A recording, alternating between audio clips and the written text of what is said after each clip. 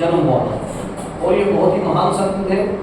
बहुजन हिताय बहुजन सुखाय इत्स्यमि कार्ये संकलनस्य स्वामी विवेकानंदस्य बालकस्य नाम नरेंद्र नाथ आसीत्। इन्हें स्वामी विवेकानंद का बचपने का नाम क्या था? नरेंद्र नाथ। क्या नाम था? नरेंद्र नाथ। लेकिन आज उनको स्वामी विवेकानंद के ही नाम से जानते हैं, नरेंद्र नाथ के नाम से बहुत कम लोग जानते हैं। अब उनकी सबसे बड़ी शिक्षा जो थी वो नीचे लिखी हुई है, 3rd पैराग्राफ में पढ़ रहा हूँ।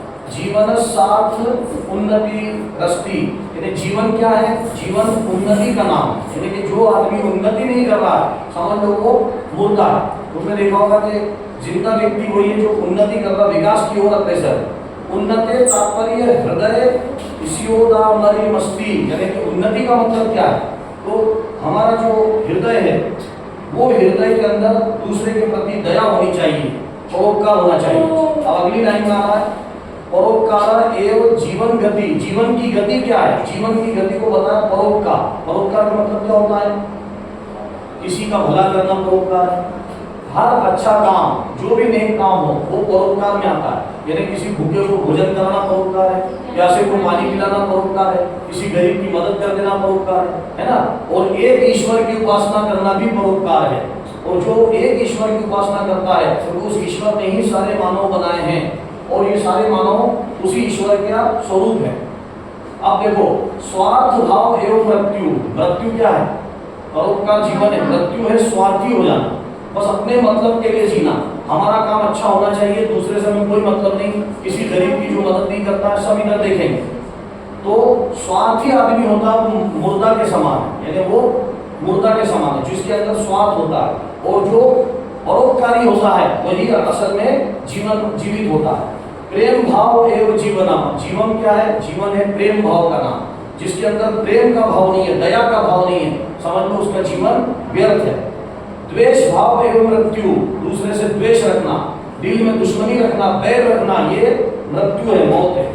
प्रेम भाव एवं भक्ति, यानी कि प्रेम भाव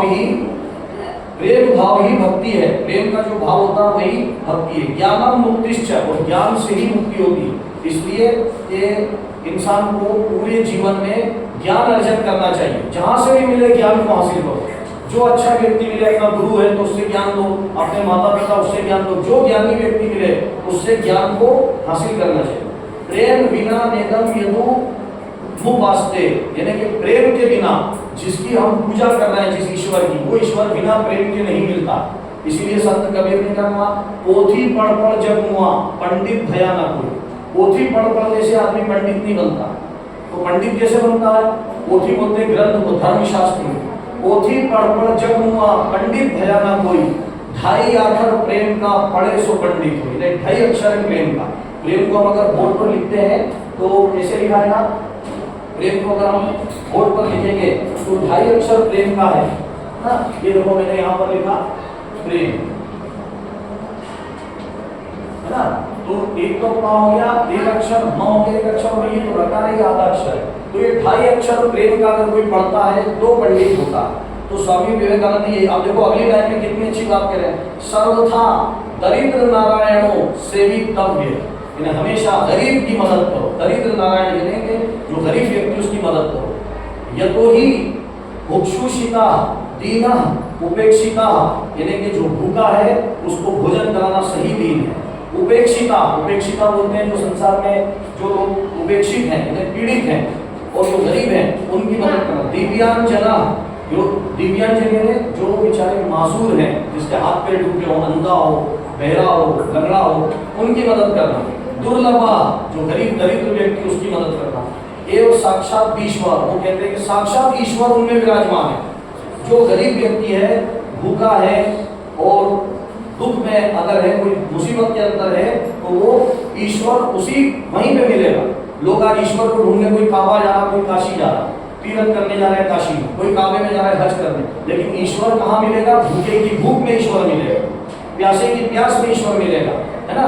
कभी हमने प्यासे को पानी बोला, कभी प्यासे को पानी पिलाया नहीं, बात अमृत पिलाने से क्या फायदा? यदि वहां जाके लोग अमृत स्नान कर रहे हैं, अमृत पिला रहे हैं लोगों को, तो वो अमृत किसी का भी काम नहीं आएगा जब तक तुमने किसी भूखे को खाना नहीं खिलाया। अब देखो बच्चों, आगे वो कहते अतः एतेषां उपासना एव ईश्वराध्यास्ति, और यही सच्ची भक्ति है, सही ईश्वर की पूजा यही है कि हम गरीबों की मदद करें, इंसानों से हम प्रेम करें। चरित्र बलम धार्य, चरित्र को बलवान बना। चरित्र किसको बोलते हैं इंग्लिश में? कैरेक्टर। अगर तुम्हारा कैरेक्टर अच्छा है, कैरेक्टर कैसे अच्छा बनेगा? अच्छे काम करने से कैरेक्टर। जो व्यक्ति एक बार झूठ बोलता है तो उसको झूठा बोल देते, झूठा है। जो आदमी एक बार चोरी, जिंदगी भर अच्छे काम करते रहो, जिंदगी भर अच्छे काम करते रहो। अभी मैं तुम्हारे यहाँ पे पढ़ा रहा हूँ, है ना, वो मान लो मैंने चोरी कर ली तो लोग नहीं बोलेंगे सर है या वो है ये है, क्या बोलेंगे? चोर बोलेंगे। अगर झूठ बोलेंगे तो लोग नहीं कहेंगे इसका नाम क्या है, इसके बाप का नाम क्या है, क्या बोलेंगे? झूठा है। भरोसा मत करो। अनन्यो सर्वत्र विजयो भवस्ति, यानी कि सच अच्छे किरदार से, अच्छे चरित्र से वो व्यक्ति हर जगह विजय होगा। दाता भव, देने वाले बनो, लेने वाले मत बनो।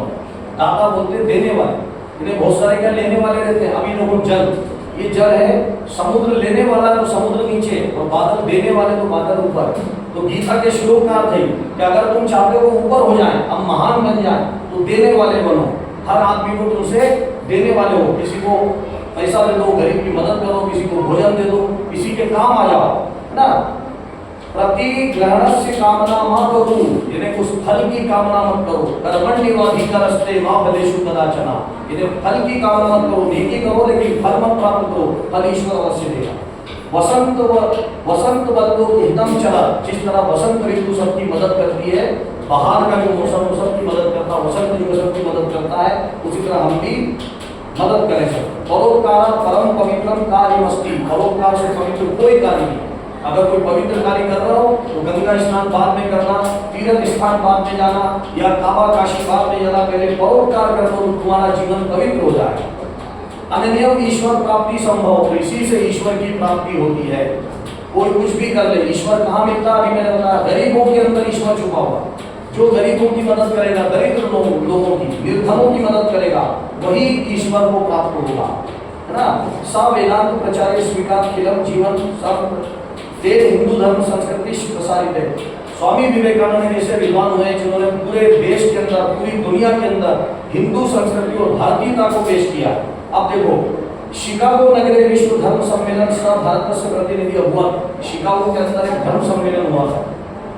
उस धर्म सम्मेलन में उन्होंने भारत का प्रतिनिधित्व किया। पूरी दुनिया से लोग आए हुए थे। कब हुआ था? वो 1893 के अंदर। कब हुआ था? शिकागो, अमेरिका का एक शहर है शिकागो, वहां पर गए थे। तो स्वामी विवेकानंद संस्कृत के भी पंडित थे, अंग्रेजी के भी पंडित थे, हिंदी भी उनको बहुत अच्छी आती थी, उनको फारसी भी बहुत अच्छी आती, फारसी भाषा, जो हिंदुस्तान में उस वक्त फारसी एक वक्त में राष्ट्रीय भाषा नहीं। तो आप फारसी के भी ज्ञानी थे, आप संस्कृत के भी ज्ञानी थे, अंग्रेजी के भी ज्ञानी थे, और हिंदी के क्या ज्ञानी थे, और वेदों के भी ज्ञाता थे।